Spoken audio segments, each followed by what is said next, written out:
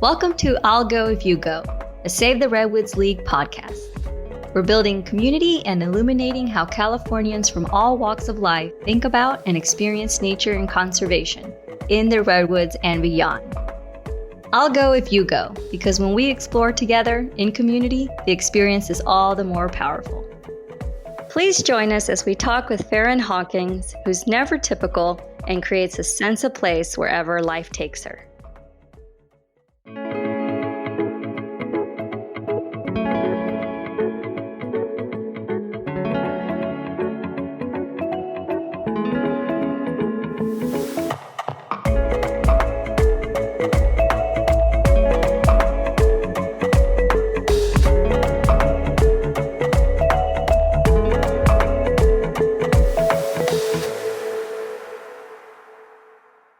Thank you for joining us for a second podcast episode with Farrahn Hawkins, a nature-loving songstress raised in the South whose passion is to support others and strengthen communities through education. From a nurturing a young person's future as a mentor with Big Sisters of America to providing youth in Madagascar with economic development programming, and after acquiring a master's in economics, ventured out west to become a park ranger at Yosemite National Park and recently completed an outdoor education training in Fresno, California, with plans to apply everything that she has learned to support young adults connect to nature in her new environment and community of Baltimore, Maryland. Welcome, Farrahn. Great to have you. Thank you so much for having me. Let's start this episode with our staple question, which is, would you please share with us your first experience among the giant sequoias when you moved out west? My first experience with the giant sequoia was when I had recently gotten to Yosemite National Park and I had started working there. I was with a group of also newly found rangers, and we had this training experience where we had to go to all the different places of the park just to get familiarized with it. And so one of the places we got to go was Wawona, which is in the southernmost part of the park. We went on a little hike to Wawona Point, and we got to see the giant sequoias for the first time for me. And it was one of the most breathtaking experiences I have ever had in my entire life. And I know that Yosemite in general is gorgeous and beautiful and is really not able to be put into words, but it was one of the most phenomenal experiences to see these gargantuous trees, and you're just looking up for like basically miles into the air at these trees, and it's just a sight to see. And so a lot of the times when I see things like this in my different experiences around the world and here, I like to share them with others, especially my family members, because I know a lot of my family members had never seen the redwoods, had never seen the giant sequoias. And so it's like, oh man, I just wish my mom was here. I wish my sisters were here or my brother, and they could see these things with me. So that was my experience with first seeing the giant sequoia. And I totally recommend it to everyone else. Definitely. I love how you described it as looking up for miles. How would you describe how your cultural background influenced your love of the outdoors and career path? I think that as a young child, I have always loved being outside. I didn't even start listening to music until I was 16 years old because I was so fascinated with being outdoors and trying to make mud pies in the backyard and collecting rocks and going bike riding and all those kinds of things. So I've always loved the outdoors, and I guess my pathway just kind of formulated itself. It's just where I want to be. Is I want to be outside, and I love education. I love teaching people. I love having people better themselves. So that's kind of how I got into becoming a park ranger. My mother was dedicated to service all my life. And so I think I got it from her. But not only was it my mother, but it was my grandmothers and my great grandmothers and so on and so forth. So my mother, she volunteered in the church a lot. And so that's where I started. So I would volunteer with the youth there and babysitting, like during service and in the choir, and just a volunteerism type of mentality in general. And I think that that's how I grew up with it. And it's just something that's always stuck with me. And so wherever I go, no matter if I'm on vacation or if I'm, I don't know, doing some sort of project, or traveling to another country or what have you, then I will always seek out volunteer work because I don't feel like it's truly a place until I've volunteered and gotten to know the people of the place. Do you have a story to share from your experience working with young adults that illustrate how valuable and meaningful volunteering is, not only for the well being of their community, but also how it builds purpose and a sense of belonging? When I was in my undergraduate degree program, I did a semester at sea, which it's literally a program for getting on this university converted cruise ship going around the world, circumnavigating. And so one of the places I got to go to, which we went to 12 different countries, was Brazil. We went to Manaus, Brazil, which is like northeast portion of the country. And I was on a field practicum. We got to volunteer and paint people's houses. So we got on a boat inside of Manaus and we rode down the Amazon River. We stopped off at this very tiny village in Brazil and we got out and we had our paint that we had purchased and we helped the community paint their houses. And one of the moments that I encountered after we had finished the house was this lady. She was so grateful and she was so happy that we had come and we had helped their community that she wrapped her arms around my back.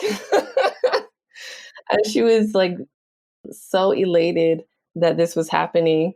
And I was just like, I was so grateful that I could contribute something to this community, to this village, because maybe this was the only thing that she wanted to happen, or this was something that she's been wanting to happen for a very long time.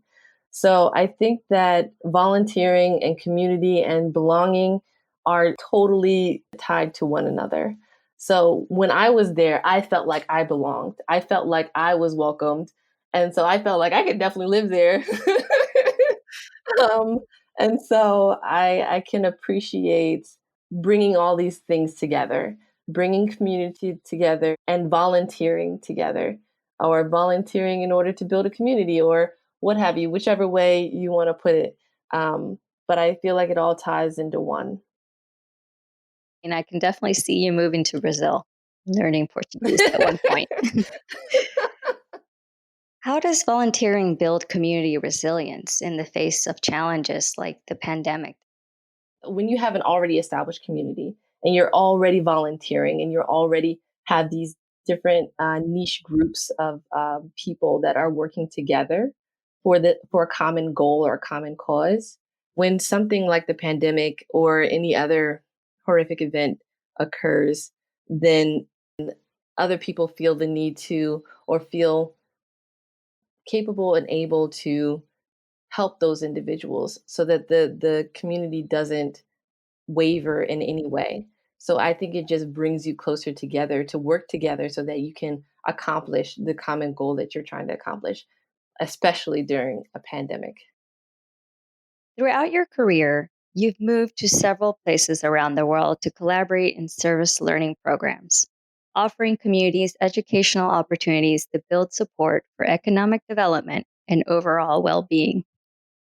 As a newcomer to those communities, how did you develop your sense of place? Meaning, how did you build awareness of your environment and relationships with community members? So, because I was in the Peace Corps, they taught us a very specific way of doing it, and that's basically just being observant, especially for the first 3 months of being in a place. You're observant, you get to know people, you get to know different groups, you get to know how things work, how things function, what the needs are, what people think their needs are, and then you go from there. So usually, at least nowadays, I will do the getting to know you part of being in a new place. And in my opinion, I think that's the most fun because I love people and I love getting to know people and seeing what they're like, what their personalities are like, and the volunteering places and working at several different places. Um, and so I think that's what I do in order to find my sense of place because I want to know that this community that I'm now living in welcomes me. And so despite the fact that I might not see anyone that looks like me, which is completely fine. I just want to know that I'm wanted, I'm needed, and I can be helpful in the community because volunteering is my thing. And as an environmental educator, how do you learn about people's connection to nature and what they value about their natural environment? Could you perhaps give an example of how you implement a program with this in mind? I think that a backpacking trip would be really cool, actually. And I would just pick Yosemite just because that's one of the places that I know at this point. And make it some sort of either women's retreat or a specific group of people, or maybe students from inner city to come to the wild or to come to nature to learn more about how they perceive nature. And then I would go from there when it comes to different types of learning experiences that they could have while in nature because they probably don't know a whole lot about what it means to go backpacking and what materials you need to have.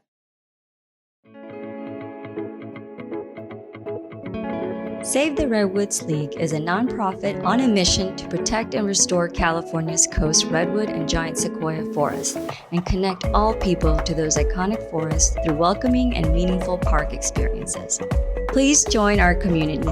Sign up for a newsletter at savetheredwoods.org.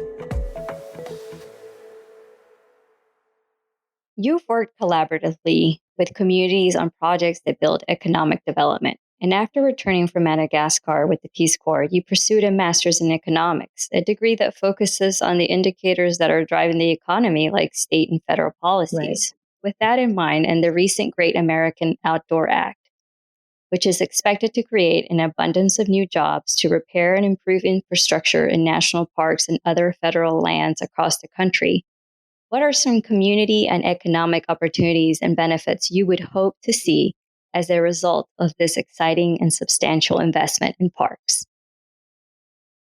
It would be a magnificent turning point if we could use the funding for embracing diversity, inclusion, equity, and everything else to bring these kind of people to the parks. Because a lot of the time, when I was a ranger, which I now work for the Environmental Protection Agency, there were not a lot of people that looked like me, not visiting or not working there or anything like that. So I think it would be really cool to use the funding and use the like people, the organization to bring more diversity to the parks and starting off at a very young age so that it's just kind of inherent to kids, to young adults, to teenagers. That would be beautiful to see.